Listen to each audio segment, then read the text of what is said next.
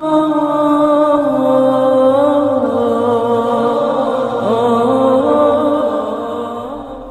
لأعجب ممن يقرأ القرآن ولا يفهم معانيه كيف يتلذذ بقراءته.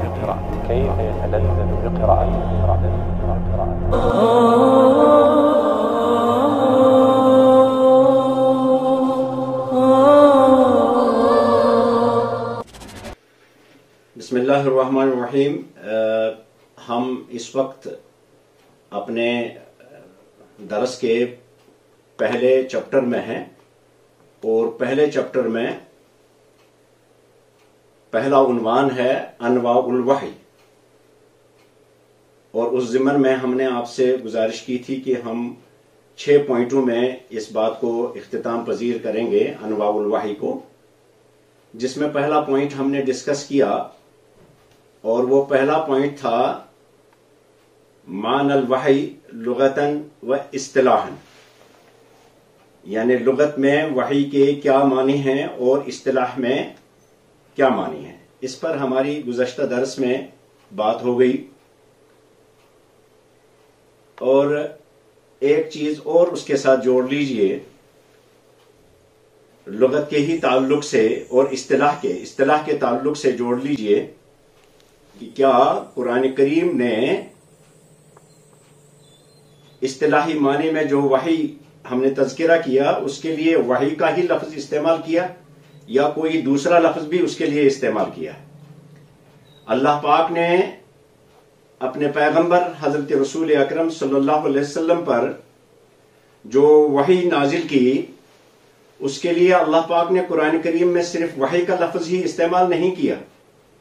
بلکہ اس کے لیے چند الفاظ، یہ ہم گزشتہ سے پیوستہ کر رہے ہیں اپنی بات کو. یہ نقطہ سمجھ لیجئے کہ قرآن کریم نے صرف وحی کا لفظ اصطلاحی معنی میں، وحی کے اصطلاحی معنی میں استعمال نہیں کیا، بلکہ اور بھی الفاظ ہیں جن الفاظ میں سب سے زیادہ لفظ جو استعمال ہوا ہے وہ ہے نزلہ کا لفظ. نزلہ کا مادہ کبھی باب افعال سے، انزل ینزل انزال سے، اور کبھی باب تفعیل سے اس کو استعمال کیا گیا تنزیل سے. نزلنا علیک القرآن، الف لام میم ما انزلنا علیک القرآن لتشقى، تو انزلنا اور نزلنا علیک الذکر لفظ آیا ہے. میں سب کی حوالہ نہیں دے سکتا کیونکہ پھر وقت ہم زیادہ لگے گا. آپ طلباء ہو، ریسرچرز ہو، آپ اس کو خود تلاش کر سکتے ہیں. میں صرف اشارہ دے رہا ہوں آپ کو تاکہ ایک خاکہ ذہن میں آ جائے. اور اس کے بعد دوسرا لفظ جو اس کے لیے استعمال ہوا ہے وحی کے اصطلاحی معنی میں وہ ہے امر کا لفظ، اور اسی طرح سے کلمہ کا لفظ بھی استعمال ہوا ہے وحی کے معنی میں. وہ تو ویسے بھی استعمال ہوا ہے. اللہ پاک فرماتا ہے موسیٰ علیہ السلام کے بارے میں وَكَلَّمَهُ تَكْلِيمًا، تو وحی کے معنی میں اصطلاحی معنی میں آیا ہے. آپ کو یاد ہوں گے کہ وحی کے اصطلاحی معنی کیا ہیں. اسی طرح سے ہدا کا لفظ بھی آیا ہے. جب میں یہ 3 حرفی لفظ بول رہا ہوں تو اس کا مطلب صرف انہی 3 حرفوں سے نہیں، بلکہ اس کی ڈیفرنٹ ڈیرائیویشنز اور اس کے جو فروعات ہیں لفظ کے، ان کو استعمال کر کے وحی کے اصطلاحی معنی ادا کر دیے گئے ہیں. اسی طرح سے ہدا کے بعد لفظ جو ہے وہ سب سے زیادہ یہ بھی آیا ہے قال کا لفظ. اس لفظ سے بھی وحی کے مفہوم کو ادا کر دیا گیا. اسی طرح سے کتبہ کا لفظ اور القا یلقی کا لفظ، انا سنلقی علیک قولا ثقیلا، یعنی نلقی بمعنی نوحی الیک قولا ثقیلا. تو یہ القا یلقی کا مادہ جو ہے یہ بھی وحی کے اصطلاحی معنی میں استعمال ہوا ہے. ارشدہ کا لفظ بھی استعمال ہوا ہے. رآ یرا کا لفظ بھی استعمال ہوا ہے. اور بھی کئی الفاظ ہیں، لیکن میں آپ تک یہ بات پہنچانا چاہتا ہوں کہ جب آپ قرآن کریم کے اندر کی وحی کے سلسلے میں کیا کچھ بتایا جاتا ہے اصطلاحی معنی میں، تو صرف آپ وحی کے مادے سے ہی اس کو تلاش نہیں کریں گے. اور بھی کئی الفاظ ہیں جن کی میں نے آپ کو نشاندہی کی، اور بھی الفاظ ہیں، میں نے چند کا آپ کو اشارہ دیا یہاں. اس کے بعد ہمارا دوسرا عنوان شروع ہو جاتا تھا، اور وہ کیا ہے، یعنی انواع الوحی میں وہ یہ ہے رؤی الانبیاء فی المنام. انبیاء کے خواب جو ہوتے ہیں وہ بھی وحی ہوتے ہیں. اس کی ایک مثال آپ سب سے پہلے قرآن کریم میں اللہ پاک کی ارشاد فرماتے ہیں حضرت ابراہیم علیہ السلام کے بارے میں کہ انہوں نے خواب میں اپنے بیٹے کو ذبح کرتے ہوئے دیکھا تھا تو اس کو وحی سمجھ لیا. یہ بات تو طے ہے، ہمارا عقیدہ بھی ہے اور علمی شواہد بھی موجود ہیں کہ خواب جو آتے ہیں انبیاء کرام کو وہ بھی وحی ہوتے ہیں. قال یا بنی انی ارى فی المنام انی اذبحک فانظر ماذا ترى. حضرت ابراہیم نے اپنے بیٹے سے کہا کہ میں نے خواب میں دیکھا آپ کو ذبح کرتے ہوئے. تو ظاہر بات ہے اگر یہ محض خواب ہی ہوتا تو پھر شاید اس کی تکمیل نہیں ہوتی، لیکن حضرت ابراہیم نے سمجھ لیا کہ انبیاء کا خواب جو ہوتے ہیں انبیاء کے وہ وحی ہی ہوتے ہیں. یہ بات تو پہلے سے طے ہے. پھر حضور صلی اللہ علیہ وسلم کے بارے میں بھی آپ نے جو ایک خواب کو دیکھا اور اس خواب میں جو کچھ دیکھا آپ نے اس کی تائید قرآن پاک سے آئی کہ آپ نے جو کچھ دیکھا لَقَدْ صَدَقَ اللَّهُ رَسُولَهُ الرُّؤْيَا بِالْحَقِّ. اللہ پاک نے سورہ فتح میں اللہ پاک کا ارشاد ہے، فتح مکہ کے بارے میں اشارہ ملا نبی پاک صلی اللہ علیہ وسلم کو خواب میں، اور ابھی آپ کو عمرہ کے لیے چلنے یا جو وہ سارا صلح حدیبیہ کا جو معاملہ ہوا سیرت میں آپ نے پڑھا ہوگا، تو وہ کسی وحی ظاہری وحی یا باہر سے جو جبریل آ کر کے آئے اس سے نہیں تھا، بلکہ رسول اللہ صلی اللہ علیہ وسلم نے صرف خواب میں دیکھا تھا کہ وہ خانہ کعبہ کے اندر داخل ہو رہے ہیں، اور اسی خواب پر عمل کرتے ہوئے آپ نے صحابہ کو وہاں چلنے کے لیے کہا. پھر بعد میں تاریخی طور پہ کیا ہوا، صلح حدیبیہ ہوئی یا کیا چیز ہو گئی، تو لیکن اللہ پاک نے بھی اس خواب کی لَقَدْ صَدَقَ اللَّهُ رَسُولَهُ الرُّؤْيَا بِالْحَقِّ لَتَدْخُلُنَّ الْمَسْجِدَ الْحَرَامَ إِنْ شَاءَ اللَّهُ آمِنِينَ مُحَلِّقِينَ رُؤُوسَكُمْ وَمُقَصِّرِينَ لَا تَخَافُونَ. تو یہ رسول اللہ صلی اللہ علیہ وسلم نے جو فتح مکہ کے لیے جو خواب دیکھا تھا اس کی تائید میں قرآن پاک بھی نازل ہوا. اس لیے نبی پاک صلی اللہ علیہ وسلم نے جتنے خواب دیکھے وہ خواب بھی وحی. علمی طور پہ اس بات کو ذہن نشین کیجئے کہ انبیاء کے خواب جو ہوتے ہیں وہ بھی وحی ہوتے ہیں. پھر اس کو کس کھانے میں ڈالتے ہیں آگے اس کی تقسیم ہوگی. تو اول ما بدع، حدیث میں آیا ہے بخاری شریف میں، اول ما بدع به رسول اللہ من الوحی الرؤیا الصالحہ. یہ حضرت عائشہ صدیقہ رضی اللہ عنہ کی روایت ہے. یعنی نبی پاک صلی اللہ علیہ وسلم پر جو وحی کا آغاز ہوا، کتاب الوحی میں بخاری شریف میں حدیث موجود ہے کہ سب سے پہلے رسول اللہ صلی اللہ علیہ وسلم پر وحی کا آغاز خوابوں سے ہوا، اچھے خوابوں سے ہوا. فی النوم فَكَانَ لَا يَرَى رُؤْيَا إِلَّا جَاءَتْ مِثْلَ فَلَقِ الصُّبْحِ. تو آپ کوئی ایسا خواب نہیں دیکھتے کہ جو صبح روشن کی طرح ظاہر نہ ہو جاتا. تو یہ ایک دلیل ہے اس بات کی، قرآن کے بعد حدیث کی دلیل ہے کہ انبیاء کرام کو وحی ایک تو جبریل کے ذریعہ سے، جس کا ہم آگے تذکرہ کریں گے، لیکن سب سے پہلی وحی جو انبیاء پر شروع ہوتی ہے وہ اچھے خوابوں سے شروع ہوتی تھی. اور اچھے خواب نبی پاک صلی اللہ علیہ وسلم کو نبوت ملنے سے پہلے بھی اور نبوت ملنے کے بعد بھی آتے تھے. لیکن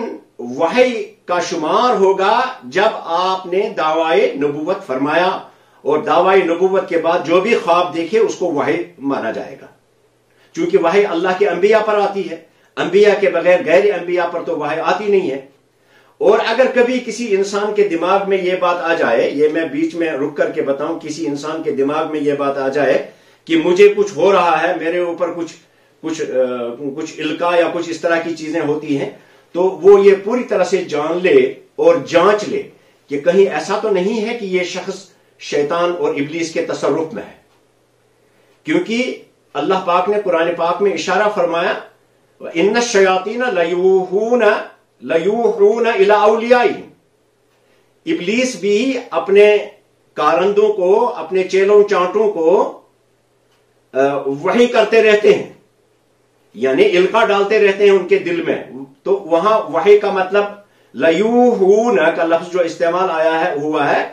یہ علامہ ابن ابی زمنین 4 ہجری کے بہت بڑے مفسر ہیں، تفسیر القرآن العظیم. ایک تو تفسیر القرآن العظیم ابن کثیر کا بھی نام ہے، تو ان کی بھی تفسیر کا نام ہے تفسیر القرآن العظیم. تو وہ فرماتے ہیں کہ اس کا مطلب ہے ان الشیاطین لیوحون، یہ نقطہ سمجھنا بہت ضروری ہے، لیوحون الی اولیائہم، وہ بھی اپنے کارندوں اور چیلوں چیٹوں کو، یہاں وحی کا لفظ کیا، یوسوسون، یعنی ان کے دلوں میں وسوسہ ڈالتے ہیں. تو بہرحال نبوت کا سلسلہ چونکہ ختم ہو گیا، اب جبریل کسی کے پاس نہیں آئے گا اور نہ کسی کے ساتھ بذریعہ وحی کوئی رابطہ ہوگا اللہ کا. خوابوں کے بارے میں آگے انشاءاللہ بات آئے گی تو اس پر ہم کریں گے کہ اچھے خواب جو ہیں، نبوت کا سلسلہ ختم ہو گیا لیکن اچھے خوابوں کا سلسلہ برقرار ہے، یہ حدیث میں آیا ہے. اور دوسری چیز جو اللہ پاک نے اس کے بعد، یعنی دوسری چیز جو اللہ اپنے بندوں کے ساتھ وحی کرتا ہے وہ کیا ہے، الکلام من وراء حجاب، پردے کے پیچھے سے اللہ پاک براہ راست کلام کرتا ہے اپنے بندوں، اپنے انبیاء کرام کے ساتھ، اپنے مرسلوں کے ساتھ جو کلام کرتا ہے تو وہ پردے کے پیچھے سے کرتا ہے، کیونکہ براہ راست بالمشافہ آمنے سامنے رویت کے ساتھ اللہ پاک کی شان نہیں ہے کسی بندے کے ساتھ بات کرنا قیامت سے پہلے. اس کی دلیل قرآن پاک میں موجود ہے، وَمَا كَانَ لِبَشَرٍ أَن يُكَلِّمَهُ اللَّهُ إِلَّا وَحْيًا، کسی بھی بشر کے شایان شان یہ نہیں ہے کہ اللہ پاک اس کے ساتھ براہ راست بات کرے، الا وحیا، ہاں صرف وحی سے ان کے ساتھ بات کرے گا، او من وراء حجاب، یا پردے کے پیچھے سے، جیسے موسیٰ علیہ السلام کے ساتھ بات ہوتی تھی. اچھا، یہ من وراء حجاب جو ہے یہ موسیٰ علیہ السلام کے ساتھ بھی، موسیٰ کلیم اللہ کے ساتھ، کلیم اللہ علیہ السلام کے ساتھ کوہ طور پر بات ہوتی تھی، تو آپ نے اللہ کو دیکھا نہیں،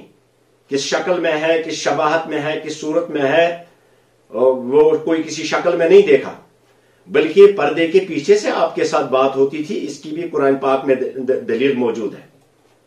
تو اس ضمن میں اللہ پاک کا ارشاد قرآن کریم کے اندر ہے کہ وَكَلَّمَ اللَّهُ مُوسَىٰ تَكْلِيمًا، اور موسیٰ کے ساتھ ہم نے بات کی، لیکن مِن وَرَاءِ حجاب، اللہ پاک کی رویت، اللہ پاک کو دیکھنا اور بالمشافہ اس کے ساتھ بات کرنا، یہ ہمارے عقیدے کے مطابق دلائل ہیں اس کے پیچھے، یا ہمارے عقائد، مشترکہ عقائد. جس طرح سے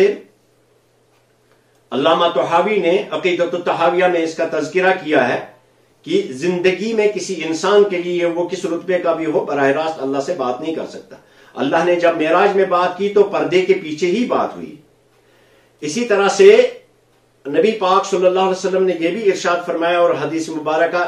احمد اور ترمذی میں موجود ہے، کہ نبی پاک صلی اللہ علیہ وسلم نے فرمایا، حضور صلی اللہ علیہ وسلم نے فرمایا، اتانی ربی، میرا رب میرے پاس آیا، فقال، اور مجھ سے فرمایا، فیما یختصم الملأ الاعلی، کہ ملأ الاعلی جو اوپر کے مخلوق ہے، ما فوق کی مخلوق جو ہے، وہ پتا ہے آپ کو کہ کس چیز کے بارے میں آپس میں جھگڑتے ہیں. یہ طویل حدیث ہے. تو ان دو حوالوں کے بعد، قرآن پاک کے حوالے اور حدیث کے حوالے کے بعد، یہ بات سامنے آتی ہے کہ اللہ پاک پردے کے پیچھے سے بھی براہ راست بغیر جبریل کے کسی بندے کے ساتھ بات کر سکتا ہے. اور چوتھا نقطہ جو اہم ہے وحی کے لیے، وہ ہے الہام اور القاء فی القلب، قلب کے اندر الہام اور القاء ہونا. یا تو اللہ پاک بذات خود قلب میں ڈال دیتا ہے، یا وحی کے فرشتے یعنی جبریل کے ذریعہ سے کسی کے دل میں بات ڈال دیتا ہے. جیسے حضرت ابن مسعود رضی اللہ تعالیٰ عنہ کی ایک روایت موجود ہے جو امام حاکم نے، اور انہوں نے اس پر فتویٰ بھی لگایا ہے صحیح حدیث ہونے کا. تو آپ صلی اللہ علیہ وسلم نے فرمایا، قال رسول اللہ صلی اللہ علیہ وسلم، ان روح القدس نفث فی روعی، کہ روح القدس نے میرے قلب، روع سے مراد ہے قلب، میرے قلب پر انہوں نے پھونکا، اور پھونک کر کیا بتایا، لن تموت نفس حتی تستکمل رزقها، یہ کوئی بھی شخص تب تک مرے گا نہیں جب تک نہ اپنے رزق کو اس دنیا میں پورا کرے. فاتقوا اللہ، تو اللہ سے ڈرتے رہو، واجملوا فی الطلب، اور عمدہ طریقے سے روزی کو تلاش کیا کر. تو یہاں سے اس حدیث سے یہ لگتا ہے کہ الہام اور القاء یا قذف کہہ لیجئے جو دل پر اللہ پاک اپنے بندے کو ڈال دیتا ہے، تو انبیاء کرام کے دل پر جب کوئی بات اللہ ڈالتا ہے تو وہ عام انسانوں کے القاء کی طرح نہیں ہوتا، بلکہ اس کو وحی ہی مانا جاتا ہے، اور انبیاء اس پر عمل بھی کرتے ہیں۔ اور اسی طرح سے ایک نقطہ، پانچواں نقطہ جو ہے وہ ہے تعلیم اللہ انبیاءہ بواسطۃ ملک، کہ فرشتے کے ذریعہ سے اپنے بندوں کو اللہ پاک تعلیم دلاتا ہے، سکھاتا ہے۔ ایک تو ہے آ کر کے خبر دے دینا، اور دوسرا باضابطہ اللہ کے ناموس اعظم یعنی جبریل کے ذریعہ سے اپنے انبیاء کرام کو باتیں سکھانا، چیزیں سکھانا۔ مثال کے طور پہ ہم دوسرے انبیاء کا تو نہیں، البتہ رسول اللہ صلی اللہ علیہ وسلم کو جبریل علیہ السلام کئی بار کئی چیزیں سمجھا کے اور سکھا کے چلے گئے۔ مثال کے طور پہ آپ صلی اللہ علیہ وسلم نے فرمایا اقرأنی جبریل علیہ السلام علی حرف، یعنی قرآن مجید کو جبریل نے مجھے ایک حرف پر پڑھایا، فراجعتہ، تو میں نے ان کو پھر مطالبہ کیا کہ مجھے اور بھی بتائیے، فلم ازل استزیدہ، تو میں اس کو اور بھی مانگتا رہا، فیزیدنی، وہ مجھے اضافہ کرتے رہے، حتی انتہا الی 7 احرف۔ مسلم شریف کی روایت ہے، کسی شخص کے کلام کی گنجائش نہیں ہے اس میں، کہ مجھے اقرأنی یعنی علمنی، اس کی شرح میں علماء نے لکھا ہے، خاص طور پہ المنہاج جو اس کی شرح ہے، کہ اقرأنی یعنی علمنی، مجھے جبریل نے ایک قرأت پر قرآن کو سکھایا تھا، اور میں اس سے مطالبہ کرتا رہا کہ میری امت پر کہیں بوجھل نہ ہو جائے، اس لیے میں مطالبہ کرتا رہا، یہاں تک کہ انہوں نے مجھے 7 حرفوں یعنی 7 قرأتوں میں قرآن پاک دیا۔ تو یہ حدیث دلیل ہے اس بات کی کہ نبی پاک صلی اللہ علیہ وسلم کے پاس فرشتہ یعنی ناموس اعظم حضرت جبریل امین علیہ السلام سکھانے کے لیے بھی آتے تھے، اور یہ بھی وحی ہے۔ پھر ابو داود اور ترمذی کی حدیث مبارکہ ہے اور صحیح حدیث ہے، رسول اللہ صلی اللہ علیہ وسلم نے فرمایا کہ اوقات نماز سمجھانے کے لیے جو حدیث آئی ہے، جس میں نبی پاک صلی اللہ علیہ وسلم نے فرمایا امانی جبریل علیہ السلام عند البیت مرتین، کہ خانہ کعبہ کے پاس جبریل امین نے میری امامت فرمائی 2 بار، اور پھر ساری نمازیں پڑھ کر کے دکھائیں، اور پھر یہ بتایا کہ اس کے اور اس کے درمیان یہ وقت ہے، اس نماز کا یہ وقت ہے، اس نماز کا یہ وقت ہے، فجر کا یہ وقت ہے، ظہر کا یہ ہے، عصر کا یہ ہے، دوسری نمازوں کا سارے اوقات، اور یہ بھی صحیح حدیث ہے۔ تو اس ساری تفصیل، یہ جو میں نے نقطہ بتایا، یہ ہے تعلیم اللہ انبیاءہ، کہ اللہ پاک اپنے انبیاء کو اور خاص طور رسول اللہ صلی اللہ علیہ وسلم کو بواسطۃ ملکن خاص وہو جبریل علیہ السلام۔ اسی طرح سے ہمارا چھٹا نقطہ، جبریل یظہر فی صور ثلاثہ، جس کو آپ دیکھ لیں۔ پھر ان کے علاوہ پھر جبریل کا براہ راست آنا، یہ نقطہ ہے جو ہم جانتے ہیں عام طور پہ، کہ جبریل نبی پاک صلی اللہ علیہ وسلم کے پاس وحی لے کر آتے تھے، اور جبریل آتے تھے 3 صورتوں میں۔ یہ نقطہ بہت اہم ہے۔ حضور صلی اللہ علیہ وسلم کے پاس وحی لے کر جبریل امین علیہ السلام 3 صورتوں میں آتے تھے۔ ایک صورت ان کی یہ تھی کہ وہ اپنے اصل فرشتے کی شکل میں آتے تھے۔ حدیث میں صرف اتنا ہمیں معلوم ہوتا ہے کہ جبریل امین علیہ السلام نبی پاک صلی اللہ علیہ وسلم کے پاس اپنی اصل شکل یعنی فرشتے کی شکل میں 2 بار تشریف لائے تھے۔ حضرت عائشہ صدیقہ رضی اللہ تعالیٰ عنہ کی یہ روایت ہے کہ ان النبی صلی اللہ علیہ وسلم لم یرا جبریل علی هذه الحالة الا مرتين، کہ جبریل کو اپنی اصل یعنی فرشتے کی شکل میں نبی پاک صلی اللہ علیہ وسلم نے 2 بار دیکھا۔ مرتن فی الارض، ایک بار زمین میں دیکھا تھا، وہو نازل من غار حرا، جب آپ غار حرا سے واپس آ رہے تھے، اور مرتن اخرى فی السماء، اور ایک بار آسمان میں دیکھا تھا، عند سدرۃ المنتہى لیلۃ المعراج، معراج کی شب آپ نے اس کو سدرۃ المنتہى کے پاس دیکھا تھا۔ یہ روایت پر اور بھی اس پر کافی کلام بھی ہوا ہے، لیکن بہرحال اس بات میں کوئی اختلاف نہیں ہے کہ جبریل امین علیہ السلام نبی پاک صلی اللہ علیہ وسلم کے پاس آتے تھے، اور حضرت عائشہ کی اس روایت کے مطابق تو رسول اللہ صلی اللہ علیہ وسلم کے پاس جبریل اپنی اصل شکل میں 2 ہی بار آئے اس روایت کے مطابق۔ اور دوسری کون سی شکل ہے کہ جس میں حضور صلی اللہ علیہ وسلم کے پاس آتے تھے، وہ ہے صورت الرجل، انسان کی شکل میں، ایک تو اپنے فرشتے کی شکل میں اور دوسرا انسانی شکل میں، کسی انسان کی شکل میں جبریل امین علیہ السلام نبی پاک صلی اللہ علیہ وسلم کے پاس وحی لے کر آتے تھے۔ اس میں سے زیادہ مشہور جو ہیں وہ ہیں حضرت دحیۃ القلبی رضی اللہ تعالیٰ عنہ، صحابی، ایک مشہور صحابی ہیں جن کی شکل حضرت عیسیٰ علیہ السلام کی شکل کے ساتھ کم و بیش ملتی تھی۔ بہرحال نہ ان کا فوٹو کہیں موجود ہے نہ ان کا، البتہ جو خدوخال کتب میں موجود ہیں کہ ان کے حضرت عیسیٰ کے کیا خدوخال تھے، چہرہ بشرہ کیسا تھا، تو صحابہ نے بتایا کہ حضرت عیسیٰ کی شکل کے تھے حضرت دحیۃ القلبی۔ حضرت فاروق اعظم نے رضی اللہ تعالیٰ عنہ نے بھی ایک بار جب رسول اللہ صلی اللہ علیہ وسلم کے پاس آئے تو وہاں سے دحیۃ القلبی نکلے، حضور صلی اللہ علیہ وسلم سے پوچھا کہ یا رسول اللہ صلی اللہ علیہ وسلم، یہ دحیۃ القلبی روز کیا کرتے ہیں آپ کے پاس آ کر، یہ کیوں آئے تشریف لائے تھے؟ فرمایا نہیں، یہ دحیۃ القلبی نہیں تھے، جبریل تھے۔ تو گویا دحیۃ القلبی وہ صحابی تھے کہ جس کی شکل میں عام طور پہ حضرت جبریل امین علیہ السلام نبی پاک صلی اللہ علیہ وسلم کے پاس وحی لے کر آتے تھے، اور انسانی شکل میں ایک تو دحیۃ القلبی اور ایک انجان عربی کی شکل میں بھی، ایک انجان عربی کی شکل میں بھی حضرت جبریل امین علیہ السلام، یعنی ایک بادیہ میں رہنے والے انسان کی شکل میں بھی حضرت جبریل امین علیہ السلام آتے تھے۔ اس کی ایک مثال متفق علیہ حدیث ہے جسے ہم حدیث جبریل کے نام سے جانتے ہیں، جس کا ایک جملہ یہ ہے کہ کان جبریل یعلمکم دینکم، یہ جبریل آئے تھے جو آپ کو آپ کا دین سمجھا رہے تھے۔ تو اس وقت دحیۃ القلبی کی شکل میں نہیں تھے، یعنی ایک عام عربی کی شکل میں تھے، اور جو بہت دور سے نہ چل کر آیا تھا اور نہ، یعنی کوئی منزل من اللہ چیز تھی جس پر نہ سفر کے آثار تھے اور نہ کوئی پہچان تھا۔ تو گویا جبریل جو ہیں وہ تین شکلوں میں نبی پاک صلی اللہ علیہ وسلم کے پاس آتے تھے، ایک اپنی اصلی شکل میں، اور بروایت حضرت عائشہ 2 ہی بار آئے۔ یہ تحقیق طلب بات ہے کہ اور بھی کوئی سورس ہے کہ ہم یہ کہیں کہ کبھی اور بھی اپنی شکل میں آئے تھے، فرشتے کی شکل میں، اور پھر دوسری شکل یہ کہ انسانی شکل میں آتے تھے، اور پھر تیسری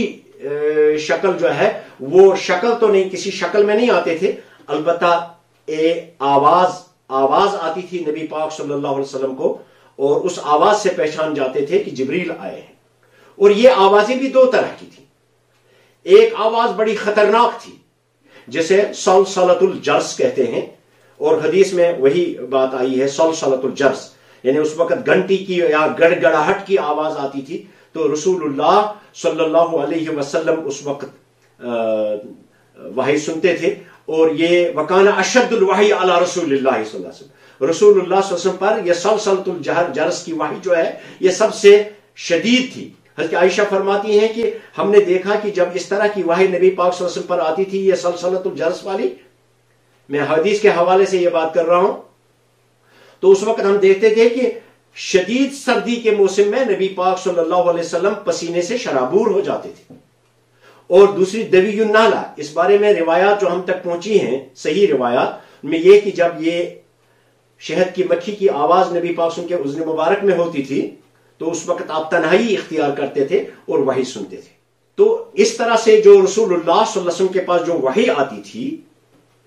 ایک نقطہ اور آخری نقطہ اس کو آپ انڈرسٹینڈ کر لیں، تو جو کچھ بھی آپ پر وحی آئی، کیا وہ سب قرآن ہے؟ اس سب کو قرآن کہیں؟ اللہ پاک کا ارشاد قرآن کریم کے اندر ہے کہ وما ينطق عن الهوى، رسول اللہ صلی اللہ علیہ وسلم خواہشات نفس سے، اہم نقطہ بتا رہا ہوں،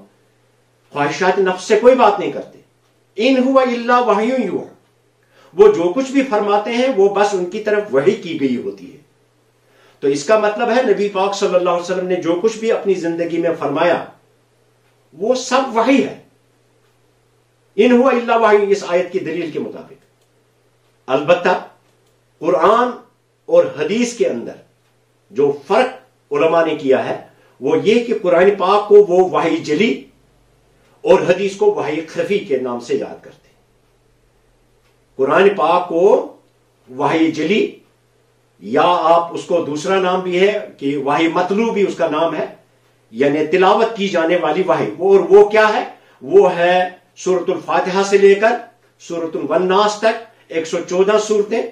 اور بین الدفتین ہمارے علماء نے اس پر خاص طور ملا علی قاری رحمۃ اللہ علیہ فرماتے ہیں کہ القرآن ما بین الدفتین، کہ قرآن ہمارے پاس بس اتنا ہی ہے جو 2 جلدوں کے درمیان لکھا ہوا ہے 114 صورتوں کی شکل میں، اس کے بغیر کوئی بھی چیز قرآن نہیں ہے۔ یہی وجہ ہے کہ نبی پاک صلی اللہ علیہ وسلم ابتدا میں احادیثیں لکھنے سے بھی صحابہ کو روکتے تھے اور صرف قرآن ہی املا کرایا کرتے تھے۔ تو القرآن ہوا الوحی المتلو او الوحی الجلی، قرآن ہے، اس کی تعریف یہ ہے کہ جو وحی جلی ہے یا وحی متلو ہے، اور باقی احادیث کو ہم وحی غیر متلو یا وحی خفی کے نام سے یاد کرتے ہیں۔ اس سے پہلے کہ میں آگے اس کو اختتام پذیر کریں، ایک دوست نے یہ سوال پوچھا تھا اور واٹس ایپ سے پوچھا تھا کہ وائس میسج کی تھی کہ ہمیں کیسے معلوم ہو سکے کہ کس جگہ پر قرآن پاک کا کون سا لفظ، وحی کا کون سا لفظ اصطلاحی معنی میں ہے اور کون سا لفظ اس کے لغوی معنی میں ہے۔ اس کے لیے کوئی کتاب ہے؟ میری نگاہوں سے کوئی کتاب تو گزری نہیں ہے، ہو سکتا ہے کہ ہو اور علماء نے اس پر قلم اٹھایا ہو، لیکن تفاسیر میں تشفی بخش، ابھی میں نے جیسے آپ کو بتایا لَيُوحُونَ إِلَيْهِ إِنَّ الشَّيَاطِينَ لَيُوحُونَ، اوہا یوہی سے یوہون جمع کا صیغہ ہے، یعنی وہ وحی کرتے ہیں، تو وحی سے مراد یہاں ہے نا لا یوہون الیہ یعنی یوسوسون الیہ، تو یہاں لغت کے معنی میں لیا ہے، یعنی وسوسے کے معنی میں لیا ہے۔ تو اس پر کوئی کتاب میری نگاہ میں نہیں ہے، البتہ ایک کتاب میں آپ کو جن کو آپ میں عربی آتی ہوگی تو ایک کتاب کو میں ریکمنڈ کرتا ہوں آپ کے لیے، خاص طور پہ اس طرح کے الفاظ کو جاننے کے لیے، اور یہ کتاب انتہائی مفید ہے ہر طالب علم کے لیے۔ اس کا نام بھی ہے المدخل فی علم التفسیر، اور یہ کتاب ابو نصر احمد بن محمد السمرقندی الحدادی کے نام سے مشہور ہے۔ 4 صدی ہجری میں آپ کا انتقال ہوا اور ان کو 4 صدی ہجری کا ٹاپ کا عالم مانا جاتا ہے۔ انہوں نے کتاب لکھی المدخل، قرآن پاک کی مصطلحات اور قرآن پاک کی اصطلاحات جو مختلف ہیں۔ امام سید جلال الدین سیوطی علیہ الرحمہ نے اس کتاب سے کافی استفادہ کیا ہے اور بہت انسپائر ہوئی ہے اس کتاب سے۔ یہ کتاب ہر عربی طالب علم کے پاس، جو عربی جانتا ہو، قرآن پاک کا طالب علم ہو، اس کے پاس ہونا ضروری ہے۔ اس میں آپ کو بہت سارے سوالوں کے تسلی بخش جواب ملیں گے۔ ظاہر بات ہے، میں سمجھتا ہوں کم سے کم وقت میں بات آپ تک پہنچے، اس لیے کئی الفاظ ایسے ہیں، کئی چیزیں ہیں کہ جن کی وضاحت نہیں ہو پاتی ہے، تو اگر کہیں کوئی مطلوب ہو بات تو اس کو آپ بتا دیا کریں گے انشاءاللہ، اس کی وقت پر، اپنے وقت پر اس کی تسلی بخش۔ ربنا تقبل منا انك انت السميع العليم، وصلى الله تعالى على خير خلقه محمد وعلى اله واصحابه اجمعين۔ ولنقرأ ولنرتقي وفي الجنة نلتقي، ننتظر الحفل العظيم وعدو مولانا الكريم، والقرآن ربيع قلبي يصحبني دوما في دربي، في كل وقت أتلوه ومرادي أن يرضى ربي، والقرآن ربيع قلبي يصحبني دوما في دربي، في كل وقت أتلوه ومرادي أن يرضى ربي، ولنقرأ